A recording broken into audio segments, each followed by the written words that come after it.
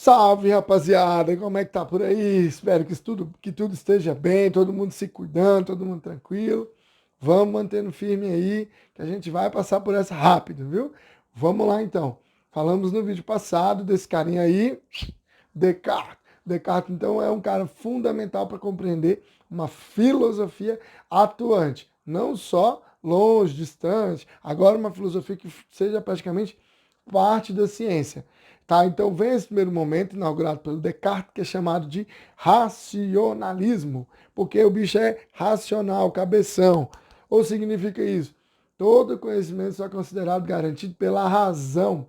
Ah, é? É. Então você tem que usar a razão. Ah, mas como? Ah, botar aquele carinha ali. Ah, então veja, a razão vai ser alcançada quando você utiliza os processos e a dúvida racional. A gente falou na aula passada da questão da dúvida metódica. Então, a dúvida enquanto método, ou seja, ela tem um papel a cumprir. Ela vai questionando determinado ponto sem cair no ceticismo, ou seja, sem virar aquela dúvida absoluta que não responde nada. Tá sacando? Então, se a dúvida vai perguntando, perguntando, chega num ponto, que ponto é esse? É o cogito. O que é o cogito? É o cogito ergo sum. Do latim, penso, logo existo. Tá? Então, já eu vou mostrar para você como que ele vai chegar nessa conclusão. E aí, para a gente entender o porquê que é importante essa dúvida aí, o metódica, a gente tem que pensar também no método. Então, vamos lá. A principal obra do Descartes chama Discurso sobre o Método, ou Discurso para bem conduzir a razão, ou seja, uma forma de você compreender as coisas e alcançar o pensamento que seja claro e distinto, ou seja, um pensamento que não tenha dúvidas, não seja sobrenatural, nem absurdo, nem esotérico, nem fantástico, nem improvável, nem possível. Não, é certo, é possível. E é claro e distinto, todo mundo entende. Primeira coisa, então, que o Descartes parte é que todos os homens são racionais. Descartes não conhecia alguns colegas nossos aí, né? Mas veja, todos os homens seriam racionais, então todos teriam capacidade de, matutar, racionalizar, pensar. Tanto que é por isso que ele começa a obra em francês. Então significa que ele pensava que qualquer pessoa podia ler, entender e também racionalizar o que tinha pensado. Massa. E agora, como a gente chega no pensamento claro e distinto? Primeiro, duvidando. Segundo, pela razão. E o terceiro, um método. Ah, então tem um método. Então, qual é esse método? Vejamos. O método dividido em 4 etapas, que é colocado lá na obra Discurso do Método. Então, é um livro pequeno, legalzinho de ler, é autobiográfico, é ele contando as coisas que ele pensou, que ele experimentou e chegou nas conclusões.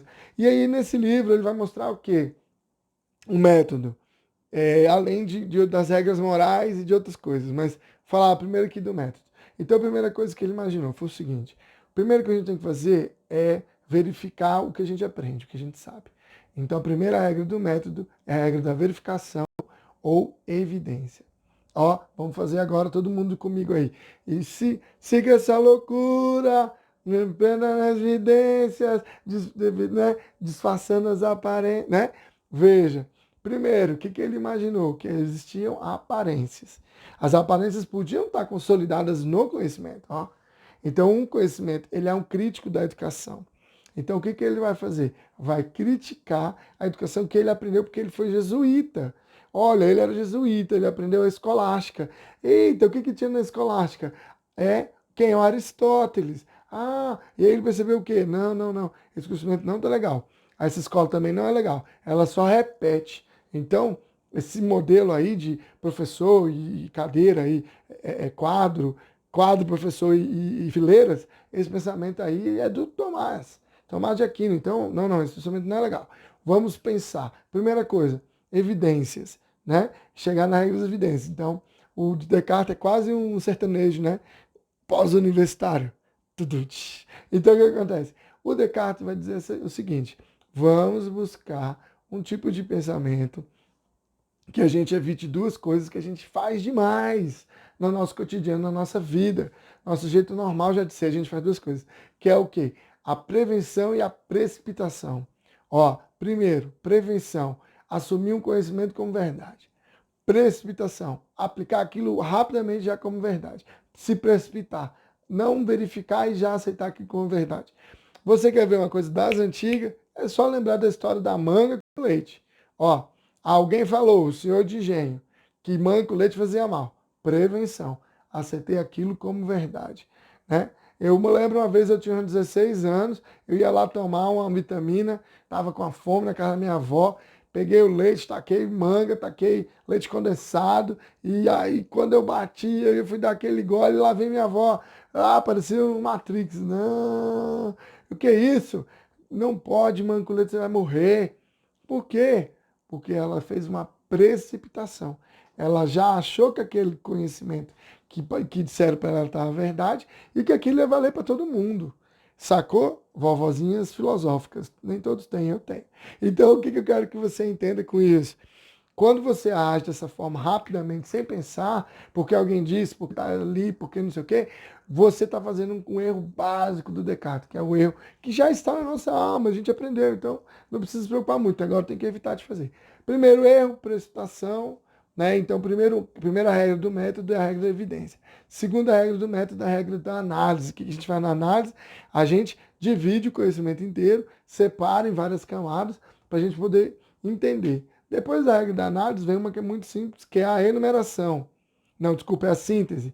A enumeração é a última. A terceira é a síntese. A síntese significa o quê? Você vai pegar o conhecimento que você dividiu e vai separar daquilo que é mais difícil, desculpa, do mais fácil para o mais difícil. Então você vai pegar primeiro, ó, isso aqui é verdade? Vamos ver. Disseram que isso era verdade, vamos investigar. Ah, não é verdade. Então por que acontece por trás? Vamos entender o que tem. Para a gente entender todo o que a gente tem que separar. Quer um exemplo simples? As equações que tu aprendeu. Tu tá aprendendo equação desde o ensino fundamental lá. Arme e efetue. Sacou? Então tu tá aprendendo. Cada vez vai dificultando um pouco mais. Então começa aqui lá. Eu tinha 3 laranjas. E aí comeu 2. E com quantas eu tinha? Lembra dessas bobagens? Essas coisas que você pensa que é bobagem, mas não são. É a base, o sistema básico do raciocínio. Começa por aí. Aí depois vai, né?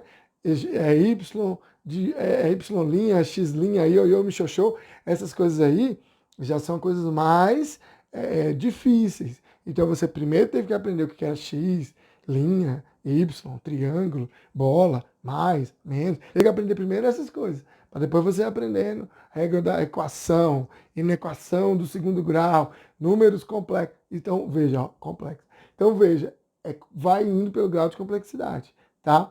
E aí sim, o quarto passo, que é o passo da enumeração, tá? Então, primeiro verificar, segundo dividir, depois separar o terceiro do mais simples, mais complexo.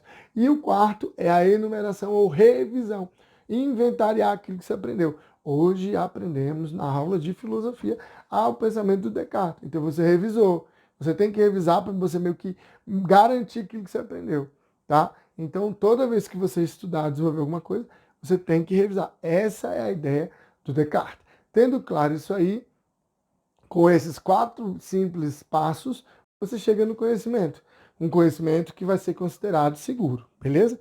Outro ponto importante é a ideia das regras da moral. E aí as regras da moral que ele desenvolve são regras muito simples, tá? São regras que não desafiam, de certa forma, a moral que já é vigente. E para fechar agora, finalizando aqui, a gente vê os argumentos. Então ele usa 2 argumentos muito importantes. Para garantir que o conhecimento tem que ser racional, ele usa o argumento do sonho.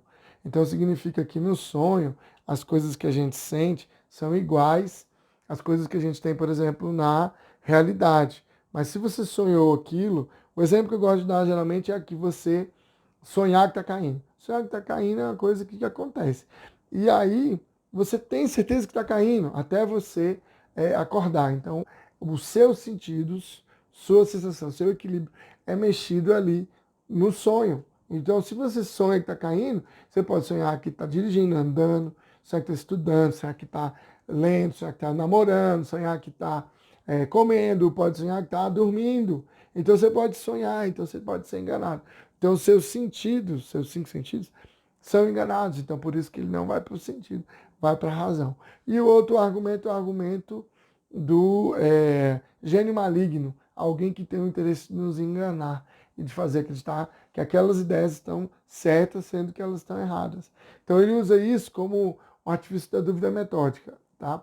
Sendo que aí no final ele vai chegar na superioridade de Deus. Então lá no material eu coloco lá explicando um pouquinho de Deus, aí você vai entender essa questão aí, tá bom? Então nós vamos dar uma paradinha aqui, depois nós voltamos com mais questões importantes aí.